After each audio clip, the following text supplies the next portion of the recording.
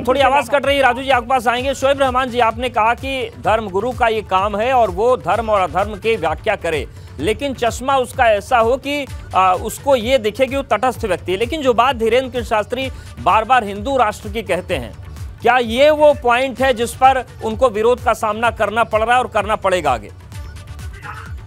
देखिए, ये देश संविधान से चला है और बाबा भीमराव अंबेडकर ने जो रचयिता कहलाते हैं इस संविधान के, उन्होंने जो बातें लिखी वो एकदम सही और सच लिखी है, उसका इनकार नहीं। अगर इस मुल्क के अंदर मुख्तलिफ कौमों के लोग रहते हैं और मुख्तलिफ बिरादरियों के लोग हैं, अब अगर देखा जाए तो हिंदू राष्ट्र कौन सा हिंदू राष्ट्र बनेगा? रामचरितमानस वाला बनेगा या ये है कि आप जो मतलब श्री कृष्ण वाला बनेगा? तो अगर जब इस तरह की बात आएगी तो कई देवी देवताओं की बात आएगी कि चलेगा और बनेगा तो राष्ट्र किसका बनेगा? हिंदू राष्ट्र में अगर सब लोग इस बात को मानने के लिए तैयार हैं कि रामचरितमानस की ही बुनियाद पे जो है हिंदू राष्ट्र बनेगा और वह मनु इस मूर्ति की बुनियाद पे बनेगा, तो बात समझ में आने वाली है। लेकिन यहाँ भी इस बात का इख्तलाफ होगा, जिस तरीके से अफगानिस्तान में हो रहा है, जिस तरीके से पाकिस्तान में हो रहा है, जिस तरीके से दुनिया के और मुल्कों में हो रहा है, वैसे यहाँ भी ये बातें पैदा होने लगेंगी। हिंदू राष्ट्र की बात तो साथ शुरू होगी,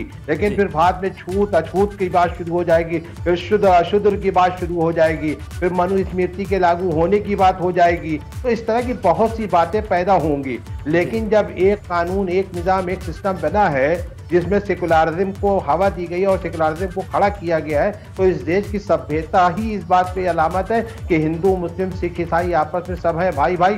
मजहब नहीं सिखाता आपस में बैर रखना, हिंदी है हम वतन हिंदुस्तान हमारा। अगर हम इस बुनियाद पर रहेंगे तो हम सब रहेंगे। बिल्कुल, और इस बात से कोई इनकार नहीं कर सकता कि समन्वय और संविधान ही सबसे ऊपर है।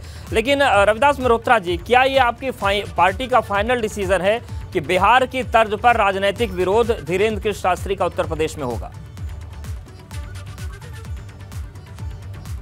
देखिए, हम लोगों का साफ ये बात है कि कोई भी महात्मा आए, हम लोग बहुत से जो महात्मा आते हैं उनका प्रवचन जाते हैं सुनने के लिए, वो अच्छी अच्छी बातें कहते हैं, वो धर्म का ज्ञान देते हैं, वो भाईचारे को मजबूत करने का काम करते हैं। ऐसा कोई बात करे तो हम लोगों को कोई शिकायत नहीं है। हम लोग भी चाहते हैं कि उन महात्माओं से जनता को कुछ सीख मिले, लेकिन नफरत की राजनीति नहीं हो, किसी पार्टी का एजेंडा बनकर के वो काम न करें। तो मल्होत्रा जी, अपनी पार्टी से शुरू करिए ना। जो लोग लगातार राम और रामराज पर सवाल उठा रहे हैं, उनको आप सिखाइए ना, वहीं से शुरू करिए अपनी पार्टी से सुधार। देखिए, अभी बात ये कही गई, हम लोग जो हैं वो जनता के मुद्दों को लेकर संघर्ष करते मुकदमे लगे हैं, लेकिन सारे मुकदमे जन संघर्षों के हैं, जन आंदोलन के हैं, किसी एक आदमी से झगड़ा नहीं हुआ है और बहुत से मुकदमे हैं। तो ऐसा नहीं है कि हर नेता के ऊपर जो है वो बलात्कार की हत्या के मुकदमे हैं, जैसे महाराज जी कह रहे हैं। तो अब बहुत से लोग ऐसे भी हैं कि महाराज बनकर के आसाराम बापू थे, आज कहाँ हैं? राम रहीम थे, आज कहाँ हैं? क्या कर रहे थे?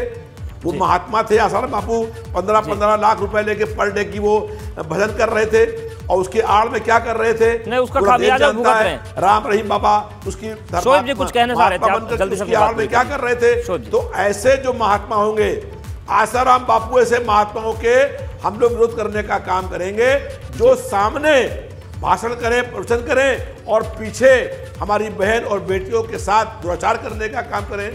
ऐसे नहीं, देखिए, ऐसे कालनेमी तो हर युग में आते रहे रविदास मल्होत्रा जी। जो बलात्कारी है, चोला ओढ़ने वाले लोगों की कमी कभी नहीं रही है। सतयुग और त्रेता में जब ऐसे लोग मिले तो ये तो कलयुग ही चल रहा है। लेकिन कुल मिलाकर राजनीति बहुत तेज है। आप सभी का बहुत धन्यवाद हमारे साथ जुड़ने के लिए, बातचीत करने के लिए। तो बागेश्वर धाम का जो विरोध है उत्तर प्रदेश में आ गया है। सपा कह रही है कि यहाँ पर विरोध करेंगे, लेकिन देखने वाली बात होगी कि विरोध वाली राजनीति कहाँ तक, कितनी दूर तक जाती है। उत्तर मध्य प्रदेश में फिलहाल इतना है।